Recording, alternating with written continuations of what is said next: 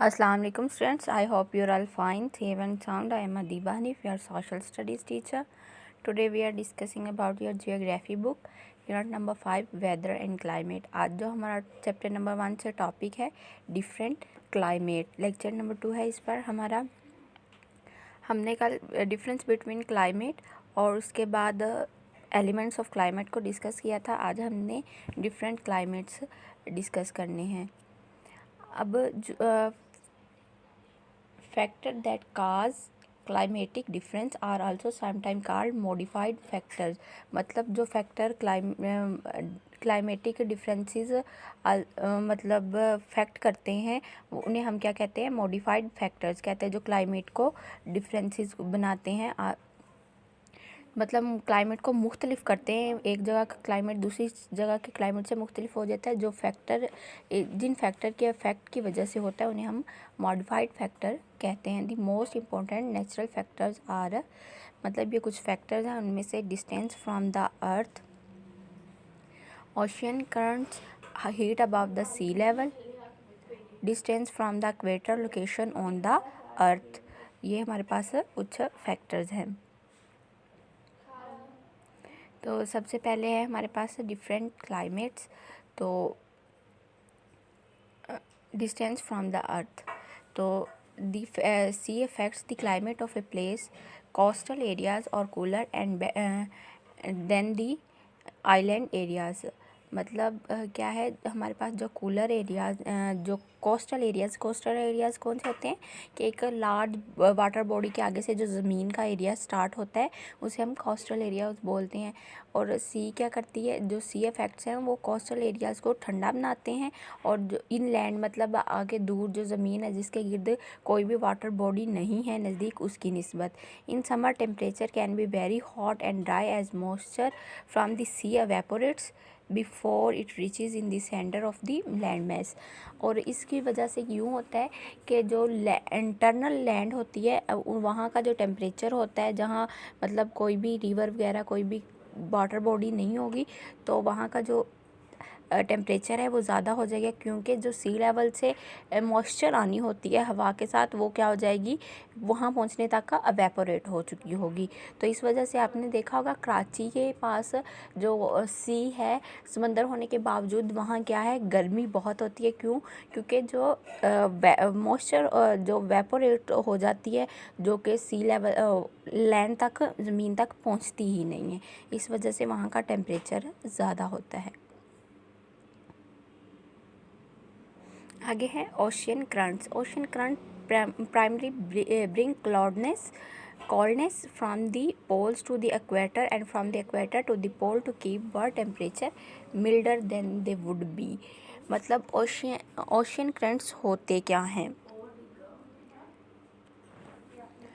Ocean currents क्या है, मतलब विंड के ज़रिए जो मॉइस्चर वगैरह आती है और नमी वगैरह आती है, जो वाटर वाइपर्स ऊपर उठते हैं वो सारे क्या कहलाते हैं, मतलब टाइड्स वगैरह, ये सारी ओशियनिक करंट्स होते हैं। ये क्या bring coldness from the pole to the equator and equator to the pole to keep world temperature milder than they would be। मतलब और ये किस वजह से होते हैं, क्योंकि ये टेम्परेचर को मिल्डर रखते हैं, हल्का करते हैं जितना ये कर सकते हैं। Heat above the sea level, climate can be affected by mountain. मतलब सी लेवल से जितनी भी ऊपर ऊंचाई है वो सारे मतलब माउंटेन है, तो ये माउंटेन भी क्या क्लाइमेट को अफेक्ट करते हैं। Mountain receive more rainfall than low lying areas. जो नीचे वाले इलाकों की निस्बत माउंटेन क्या है, रेनफॉल ज़्यादा रिसीव करते हैं। Because as air forced over the higher ground it cold cause moist air to condensed fall as a rainfall. तो जो मतलब रेन होती है ऊपर की तरफ जाती है, तो वो जल्द क्या हो जाती है, जहाँ कंडेंस हो जाती है, कंडेंस होने के बाद वो क्या कर ठंडा होने के बाद वो कंडेंस हो जाती है और फिर वो रेनफॉल की शक्ल में नीचे आती है। नेक्स्ट है हमारे पास distance from the equator on the location of the earth। the distance from the equator affect the climate of a place at the north and south pole। मतलब ये भी क्या करता है, नॉर्थ और साउथ पोल से अफेक्ट करता है क्लाइमेट को, मतलब नॉर्थ और साउथ पोल जो है वो इक्वेटर से दूर है, वहाँ जो सनलाइट होती है वो बहुत कम पास होती है, बहुत लो एंगल पर पास होती है, जिसकी वजह से वहाँ जो टेम्परेचर है वो ज़्यादा ठंडा होता है, मतलब कम होता है, टेम्परेचर बहुत कम होता है।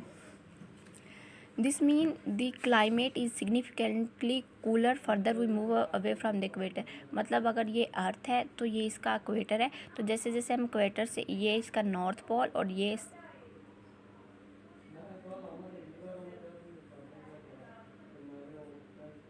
इक्वेटर है ये, और यहाँ इसका नॉर्थ पोल और यहाँ साउथ पोल हो, तो ये जैसे जैसे हम इक्वेटर से दूर मूव करेंगे तो जो टेम्परेचर है हमारा वो क्या होता जाएगा, ज़्यादा कम होता जाएगा, और जो क्लाइमेट है वो कूलर होती जाएगी। ओके स्टूडेंट्स, हम इससे रिलेट कर लेते हैं वर्कशीट भी। अब हमने ये वाली वर्कशीट भी सॉल्व करनी है। वर्कशीट नंबर हमारे पास 2 है। तो इसमें क्या है, आपने distance from how the following affects climate, distance from the sea, ocean currents, high level above the sea, distance from the equator. ये अभी मैंने 4 आपको डिस्कस किए हैं आपके साथ, आपको डिटेल में समझा दिए हैं। आपने अब 1 बाय 1 बाय हेडिंग यहाँ राइट कर देने हैं। ओके, नेक्स्ट हम पढ़ते हैं वाटर साइकिल को और उसकी वर्कशीट को। तो वाटर साइकिल क्या है? वाटर साइकिल 4 स्टेप्स को इंक्लूड करता है। उसमें कौन कौन से हैं? इवेपोरेशन है, कंडेंसेशन है, और उसके बाद ट्रांसपायरेशन, और उसके बाद प्रेसिपिटेशन है। ये 4 स्टेप्स हैं जो कि वाटर साइकिल को कवर करते हैं, तो हमने इन्हें आज डिस्कस करना है। ओके, सबसे पहले हमारा जो प्रोसेस है वो कौन सा है? इवेपोरेशन का। इवेपोरेशन में क्या होता है? इवेपोरेशन एक प्रोसेस है, इसमें जो वाटर है वो क्या होता है, वेपर्स की फॉर्म में होता है, और मतलब सरफेस से, मतलब यहाँ कोई भी ओशियन ले लें, कोई रिवर ले लें, वहाँ से वाटर ने क्या करना है, वाटर के बबल्स बनते हैं, और वो बबल्स क्या होते हैं, ऊपर जाके कंडेंस होते हैं। यहाँ कंडेंस होने के बाद वो यहाँ आके वापस, मतलब कंडेंस हो गए, अब ये लिक्विड की फॉर्म में, फिर यहाँ आके गैस की फॉर्म में कंडेंस हो गए। कंडेंस होने के बाद यहाँ क्या हुआ, फिर अगेन ये प्रेसिपिटेट हुए, मतलब इसे कह लेते हैं हम स्नो की फॉर्म में या वाटर की फॉर्म में, रेन की फॉर्म में, ये क्या होते हैं, अगेन ज़मीन पर गिरते हैं। अब इसी दौरान एक और प्रोसेस होता है वेपोरेशन के साथ, ट्रांसपायरेशन का। ट्रांसपायरेशन भी क्या है, जैसे ये क्या है, सरफेस से वाटर का क्या करना, वेपर्स बन के उड़ना, और ये भी क्या होता है, प्लांट की रूट्स से, स्टेम से क्या होते हैं, वाटर वेपर्स निकलते हैं, और फिर वो यहाँ क्या हो जाते हैं, कंडेंस होते हैं। कंडेंस होने के बाद यहाँ क्या होते हैं, प्रेसिपिटेट हो जाते हैं। चले अब हम इन्हें, इन डेफिनेशंस को डिटेल में पढ़ते हैं, फिर हम इसे अगेन साइकिल में देखेंगे। सबसे पहले हमारी जो है वो है इवेपोरेशन। तो इवेपोरेशन क्या होता है? Evaporation is the process by which water changes from a liquid to a gas और वेपर, जिसमें वाटर क्या है, लिक्विड से मतलब लिक्विड फॉर्म से गैस फॉर्म में क्या हो जाता है, शिफ्ट हो जाता है। जैसा कि अभी मैंने आपको यहाँ बताया कि यहाँ वाटर क्या होगा, सरफेस से क्या हो जाएगा,